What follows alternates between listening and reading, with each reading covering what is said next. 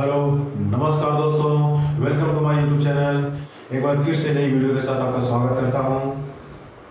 दोस्तों, आज हम बताने वाले हैं अपने राष्ट्रीय ध्वज तिरंगे के बारे में। जैसे कि हम सभी जानते हैं, 15 अगस्त और 26 जनवरी के अवसर पर अपने स्कूलों या कॉलेजों या संस्थानों में राष्ट्रीय ध्वज को फहराते हैं। जी हाँ दोस्तों, और हम सब यह भी जानते हैं कि राष्ट्रीय ध्वज में 3 रंगों का इस्तेमाल होता है, जिसमें सबका अपना अपना महत्व है। तो दोस्तों, आज हम इन्हीं सबसे संबंधित जानकारी इकट्ठा करके लाए हैं।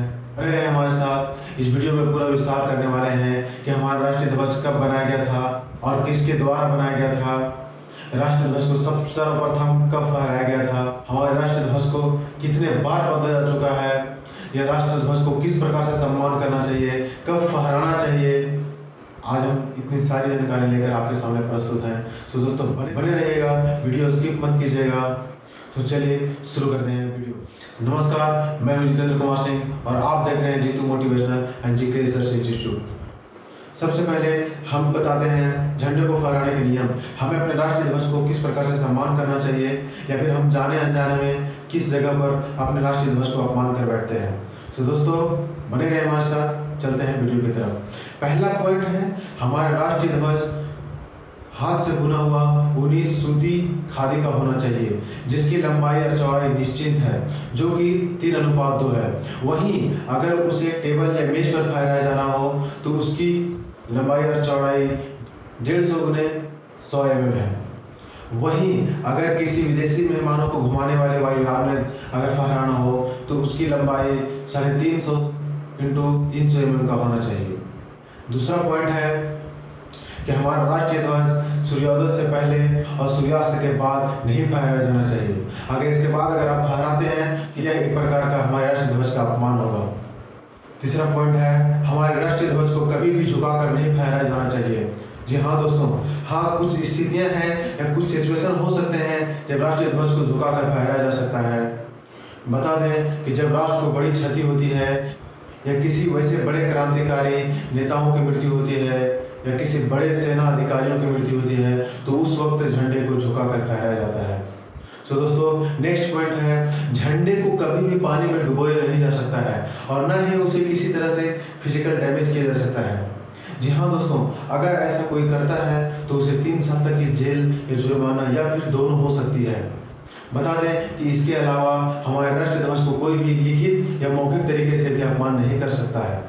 अगर ऐसा कोई करता है तो वह कानूनन अपराध है। नेक्स्ट पॉइंट है, हमारे राष्ट्रीय ध्वज को कोई भी शख्स कॉमर्शियल यूज में नहीं ला सकता है। जैसे कि कोई भी शख्स हमारे राष्ट्रीय ध्वज को अपने वस्त्र के रूप में या किसी मूर्तियों के आवरण के रूप में इस्तेमाल नहीं कर सकता है। अगर ऐसा कोई करता है तो यह भी एक प्रकार से कानूनन अपराध है। इसके अलावा भारतीय सेना के मृत शवों के ऊपर तिरंगे को रखने के अलावा अगर किसी और के शव के शरीर के ऊपर तिरंगे को रखा जाता है तो यह भी एक प्रकार से कानूनन अपराध है। नेक्स्ट पॉइंट है, हमारे राष्ट्रीय ध्वज के ऊपर किसी भी प्रकार का स्क्रैच या अक्षर नहीं लिखा होना चाहिए। जी हाँ दोस्तों, हमारा राष्ट्रीय ध्वज नीट एंड क्लीन होना चाहिए, जो कि 3 रंगों का होता है और बीच में अशोक चक्र होता है। नेक्स्ट पॉइंट है, हमारे राष्ट्रीय ध्वज को किसी भी कार्यक्रम में टेबल को ढकने के लिए इस्तेमाल नहीं किया जा सकता है, और न ही हमारे राष्ट्रीय ध्वज को किसी भी वाहन के ऊपरी हिस्से को ढकने के लिए इस्तेमाल किया जा सकता है। अगर ऐसा कोई करता है या करते हुए पाया जाता है तो वह भी एक प्रकार से कानून अपराध कर रहा है और आप उसका एक्शन ले सकते हैं। इसके अलावा हमारे राष्ट्रीय ध्वज को कोई भी अपने खिड़की या दरवाजे को पर्दे के रूप में इस्तेमाल नहीं कर सकता है। बता दें कि हमारे राष्ट्रीय ध्वज को फहराते समय सम्मानपूर्वक स्थिति होनी चाहिए, और फहराने वाला राष्ट्रीय ध्वज कभी भी मैला कुचेला या फटा हुआ नहीं होना चाहिए। अगर किसी स्थिति में हमारा राष्ट्रीय ध्वज फट जाता है या पुराना हो जाता है तो उसे एकांत स्थिति में या एकांत जगह में उसे सम्मानपूर्वक नष्ट कर देना चाहिए। नेक्स्ट पॉइंट है कि अगर राष्ट्रीय ध्वज को किसी मंच पर फहराया जाता है या फहराया जाना है तो झंडे को इस प्रकार फहराया जाना चाहिए कि फहराने वाले शख्स का चेहरा अगर श्रोताओं की तरफ हो तो झंडा उसके दाहिनी तरफ होनी चाहिए। नेक्स्ट पॉइंट है, हमारे देश का राष्ट्रीय ध्वज फहराते समय हमारे राष्ट्रीय ध्वज से कोई भी किसी भी देश का राष्ट्रीय ध्वज इससे ऊंचा इसके बराबर में नहीं होना चाहिए। हाँ, अगर चाहे तो कोई प्रतीक, फूल या माला झंडे के पोल के ऊपरी हिस्से में लगा सकते हैं। नेक्स्ट पॉइंट है, अगर तिरंगे झंडे को अपने निजी वाहन, बाइक, मोटरसाइकिल या कार पर लगाते हैं तो यह भी आप एक प्रकार से कानून अपराध कर रहे हैं। मैं मानता हूं कि कुछ लोग देशभक्ति जाहिर करने के लिए या अपनी देशभक्ति व्यक्त करने के लिए अपने वाहनों पर तिरंगे झंडे का इस्तेमाल करते हैं, जो कि सरासर गलत है। यह भी एक कानून के दायरे में आता है और अगर आप भी ऐसा कर रहे हैं तो आप भी कानून का उल्लंघन कर रहे हैं।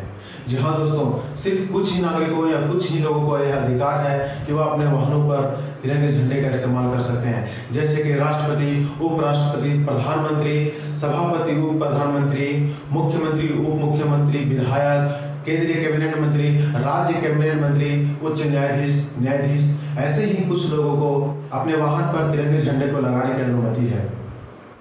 नेक्स्ट पॉइंट है, अगर कोई विदेशी मेहमान हमारे देश भारत घूमने आता है और उसे भारत सरकार की तरफ से कोई कार घूमने के लिए प्रोवाइड किया जाता है तो बता दें कि उसमें उस मेहमान का झंडा बाईं तरफ होनी चाहिए और हमारे देश का राष्ट्रीय झंडा दाहिनी तरफ होनी चाहिए। और अगर मेहमान का झंडा ना हो तो राष्ट्रीय ध्वज को बीच में लगाया जाना चाहिए। तो दोस्तों, यह थे कुछ नियम जो कि हमें ध्यान में रखना चाहिए और अपने राष्ट्रीय ध्वज का सम्मान करना चाहिए। इसके अलावा 26 जनवरी और 15 अगस्त में झंडे को अलग अलग तरीके से फहराया जाता है, जैसे कि 15 अगस्त में झंडे पोल के निचले हिस्से में लटकाया जाता है और फहराते समय रस्सी के सहारे उसे ऊपर ले जाया जाता है और तब फहराया जाता है, जिसे ध्वजारोहण कहते हैं, यानी कि इसे इंग्लिश में फ्लैग होस्टिंग कहते हैं। जी हाँ दोस्तों, वहीं 26 जनवरी को झंडा पहले से ही पोल के ऊपरी शिखर पर लटका हुआ रहता है और उसे फहराना कहते हैं, जिसे झंडोत्तोलन कहते हैं, यानी कि उसे इंग्लिश में फ्लैग होइंग कहते हैं।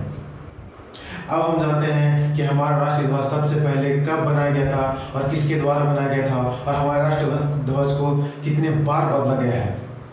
बता दें कि हमारा राष्ट्रीय ध्वज सर्वप्रथम 1904 ईस्वी को स्वामी विवेकानंद के एक शिष्य भगिनी निवेदी द्वारा बनाया गया था, जो कि 7 अप्रैल 1906 ईस्वी को पारसी बगान चौक कोलकाता में कांग्रेस अधिवेशन में अपनाया गया था। जी हाँ दोस्तों, उस वक्त सबसे ऊपरी हिस्से में हरे रंग की पट्टी थी जिसमें 5 कमल के पुष्प बने थे और उसके नीचे में पीले कलर की पट्टी थी जिसमें वंदे मातरम लिखा था और सबसे निचली हिस्से में लाल कलर की पट्टी थी जिसमें चांद और सूरज बने थे। बता दें कि दूसरा राष्ट्रीय ध्वज 1907 ईस्वी में पेरिस की एक क्रांतिकारी महिला कामा द्वारा और उनके क्रांतिकारी साथियों द्वारा फहराया गया था। हालांकि कुछ इतिहासकारों का मानना है कि यह घटना 1905 ईस्वी में हुई थी। यह राष्ट्रीय ध्वज पहले के राष्ट्रीय ध्वज से ही मिलता जुलता था।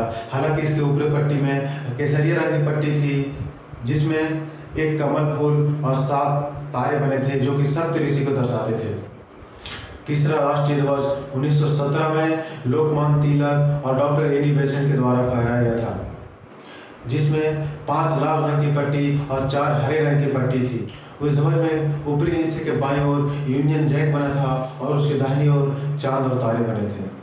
चौथा राष्ट्रीय ध्वज अखिल भारतीय कांग्रेस कमेटी के सत्र के दौरान एक आंध्र प्रदेश के युवक द्वारा बनाया गया था, जो कि 1921 ईस्वी में आंध्र प्रदेश में स्थित विजयवाड़ा में फहराया गया था। उस ध्वज में मुख्य रूप से 2 रंगों का इस्तेमाल किया गया था जो कि 2 समुदायों को दर्शाते थे। सबसे पहले ऊपरी हिस्से में हरे रंग की पट्टी थी जो कि मुस्लिम समुदाय को दर्शाता था और सबसे नीचे में लाल रंग की पट्टी थी जो कि हिंदुओं को दर्शाता था। बाद में महात्मा गांधी के कहने पर उसमें सफ़ेद कलर की पट्टी इंक्लूड की गई, यानी कि जो शेष समुदाय के लोग बचे वो उन सबको उसमें दर्शाया गया। वहीं हमारे देश को प्रगतिशील बताने के लिए बीच में चरखे का निशान दिया गया।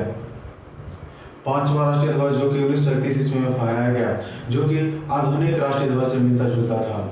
वहीं उसे 22 जुलाई 1947 को संशोधन करके उसे मॉडिफाई करके आधुनिक राष्ट्रीय ध्वज, जिसे आज हम राष्ट्रीय ध्वज तिरंगे के रूप में जानते हैं, उसे अपनाया गया और आज तक हम उसे राष्ट्रीय ध्वज के रूप में फहराते आ रहे हैं।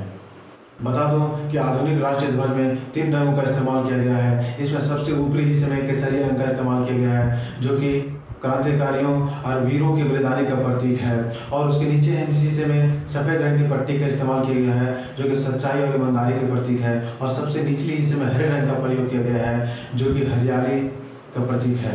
उसके बीच में अशोक चक्र का प्रयोग किया गया है जो कि धर्म चक्र को दर्शाता है, जो कि इंसान की 24 गुणों को दर्शाता है। सो दोस्तों, यह था तिरंगे के बारे में कुछ अनोखी जानकारी और इम्पोर्टेंट जानकारियाँ जो कि हम आपके सामने रखना चाह रहे थे, और ऐसी ही अमेजिंग जानकारी हम आपके सामने लाते रहेंगे। बने रहें हमारे साथ, लाइक करें और कमेंट करें, और हाँ, शेयर करना ना भूलें। मिलते हैं अगली वीडियो में।